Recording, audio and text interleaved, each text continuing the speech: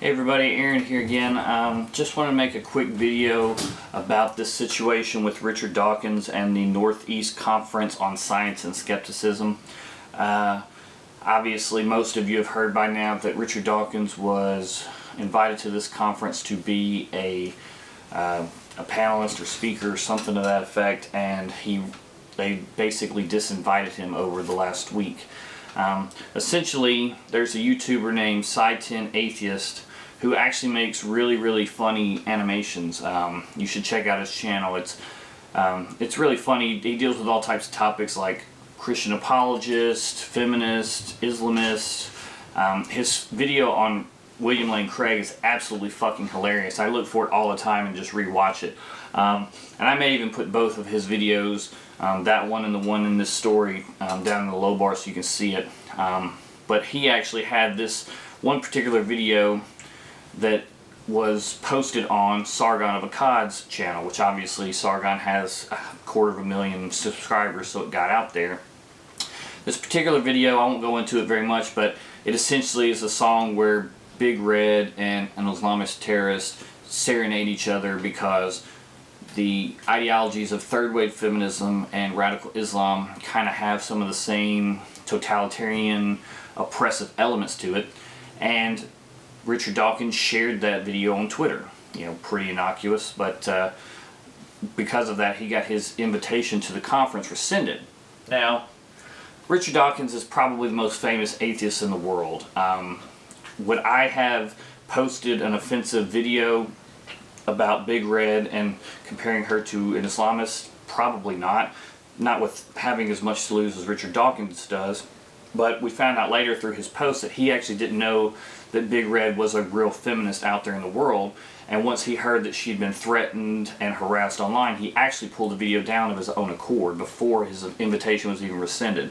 And I actually found out about this because, as you would expect, the shitlord Rebecca Watson actually tweeted about it in a celebratory fashion and actually called on the Center of Inquiry to separate from Richard Dawkins as well, which is what you would expect from a feminist. I mean, he said something they don't like. Of course they want to shut off all access to him from the public. But here, I'll just read their post here. Statement concerning Richard Dawkins. The Northeast Conference on Science and Skepticism has withdrawn its invitation to Richard Dawkins to participate at NECSS 2016. We have taken this action in response to Dr. Dawkins' approving retweet of a highly offensive video. We believe strongly in freedom of speech and freedom to express unpopular and even offensive views. However, unnecessarily divisive, counterproductive, and even hateful speech runs counter to our mission. However, unnecessary, divisive, counterproductive, and even hateful speech runs contrary to our mission and the environment we wish to foster at NECSS. The sentiments expressed in this video do not represent the values of us and our sponsoring organizations. We will issue a full refund to any attendee who wishes to cancel their registration due to this announcement. Obviously, there's a lot of problems with that. We strongly believe in freedom of speech. Unless it's speech we don't like, then we'll cancel your invitation. The freedom to express unpopular and even offensive views.